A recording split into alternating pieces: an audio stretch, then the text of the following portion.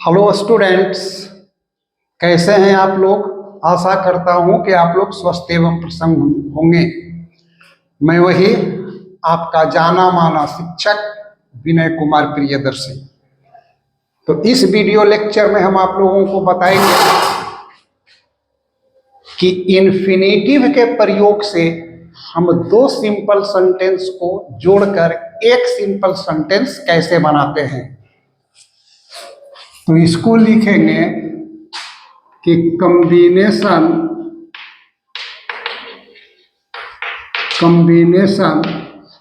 Of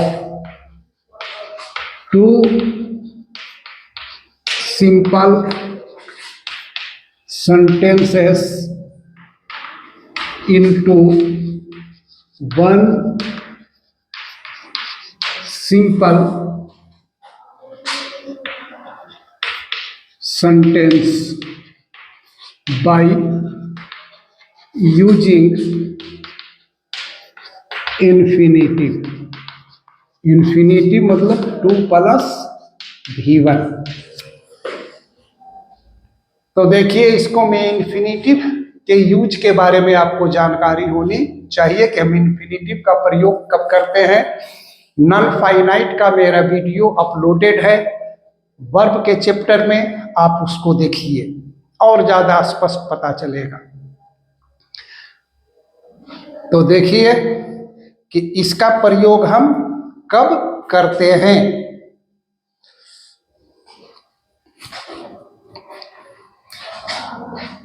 कि दोनों sentence में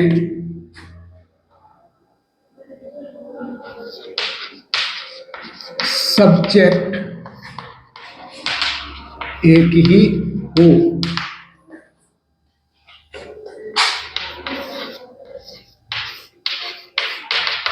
दोनों के बीच काउज और रिजल्ट का संबंध हो। तो हम नॉमिनेटिव एब्सोल्यूट का यहां पर हम नॉमिनेटिव एब्सोल्यूट का प्रयोग नहीं कर सकते हैं, इसलिए कि नॉमिनेटिव एब्सोल्यूट का प्रयोग करते हैं तो दोनों का सब्जेक्ट अलग होता है। यहाँ हम प्रेजेंट पार्टिसिपल का भी प्रयोग नहीं कर सकते हैं, इसलिए कि इन वर्ब के साथ प्रेजेंट पार्टिसिपल का प्रयोग नहीं होता है। अब कुछ एग्जाम्पल से इसको समझिए कि ही हैज कम, ही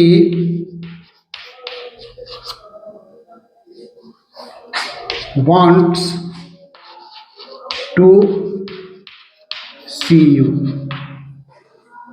वह आया है, वह आपसे मिलना चाहता है। तो उसके आने का क्या कारण है? आपसे मिलना। अब यहां शब्द क्या है? वांट। तो वांट अपने साथ इन्फिनेटिव लेता है टू। तो यदि इसको हम कंबाइन करेंगे तो लिखेंगे कि ही हैज कम टू सी। देखिए कंबाइन हो गया। ये वांट्स को नहीं लिखना है। कुछ और एग्जाम्पल लिखिए।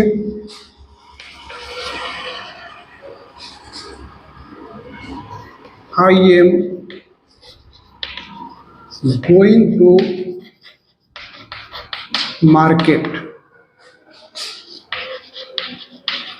आई want to see my mother. मैं बाजार जा रहा हूं, मैं अपनी मां से मिलना चाहता हूं। तो बाजार जाने का कारण है मां से मिलना। तो इसको कंबाइन कीजिए। I am going to market to see my mother. Main है कि आप इन्फिनेटिव का यूज चाहिए, तब इन्फिनेटिव के प्रयोग से आप जोड़ दीजिएगा।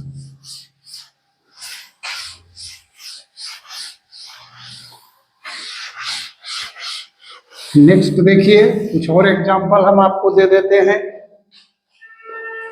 थर्ड एग्जाम्पल हम दे रहे हैं कि he is very tired, he cannot play. He is very tired. अब देखिए कि यहाँ एडजेक्टिव है, तो एडजेक्टिव के बाद भी हम इन्फिनेटिव का प्रयोग करते हैं। आई सेंटेंस हमारा निगेटिव है, तो जोड़ेंगे, इसको कंबाइन करेंगे, तो यहाँ टू का हम प्रयोग करेंगे, TOO। He is too tired to play. वह इतना थका है कि खेल नहीं सकता है। लेकिन इसी सेंटेंस को हम अफर्मेटिव करते हैं, he is very rich, he can help you. तो देखिए ये सेंटेंस अफर्मेटिव है, तो इसको में आप टू का प्रयोग नहीं कर सकते, इसलिए कि टू तो निगेटिव वर्ड है, तो इसको में हम एनफ का प्रयोग करेंगे। लिखेंगे ही, कंबाइन हो रहा है, he is rich enough to help you. अब देखिए टू जो है वो एडजेक्टिव एडवर्ब के पहले आता है, लेकिन एनफ जो है वो एडजेक्टिव और एडवर्ब के बाद आता है। इस सब का ध्यान आपको रखना होगा। कुछ और एग्जाम्पल देखिए,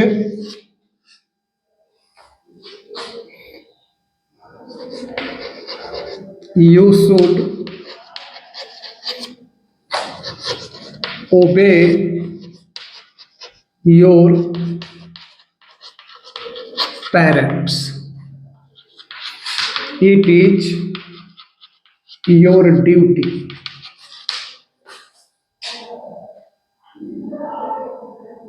तुम्हें अपने माता पिता की आज्ञा माननी चाहिए, क्योंकि यह तुम्हारा कर्तव्य है। तो इसको कंबाइन करेंगे कि it is your duty to obey your parents. यह तुम्हारा कर्तव्य है कि अपने माता पिता की आज्ञा मानो। तो इस प्रकार हम लोग देखें कि इन्फिनेटिव के प्रयोग से हम कैसे सिंपल सेंटेंस को सिंपल सेंटेंस में जोड़ देते हैं। यदि दो सिंपल सेंटेंस है, उसको हम कैसे इन्फिनेटिव की सहायता से हम सिंपल सेंटेंस में जोड़ देते हैं। निगेटिव जब तक ये नहीं रहेगा तब तक यहाँ आप टू का प्रयोग मत कीजिए, और यदि अफर्मेटिव है तो एनफ का प्रयोग कीजिए। एनफ लगेगा हमेशा एडजेक्टिव और एडवर्ब के बाद, और टू लगेगा एडजेक्टिव और एडवर्ब के पहले। तो ये वीडियो आपको कैसा लगा, कमेंट जरूर कीजिएगा वीडियो के ऊपर, और वही रिक्वेस्ट कि मेरे चैनल को सब्सक्राइब कीजिए और अपना कमेंट कीजिए, वीडियो को लाइक कीजिए। Thank you.